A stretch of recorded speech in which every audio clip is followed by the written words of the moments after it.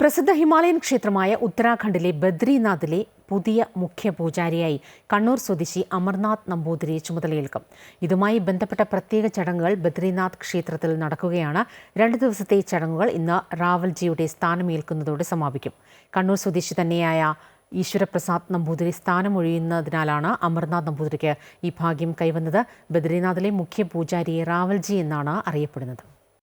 ശങ്കരാചാര്യ സ്വാമികൾ സ്ഥാപിച്ച ബദ്രിനാഥ് ക്ഷേത്രത്തിന്റെ പൂജാ ചുമതലകൾ ബ്രഹ്മചാരികളായ മലയാള ബ്രാഹ്മണർക്കാണ് കൈമാറുന്നത്.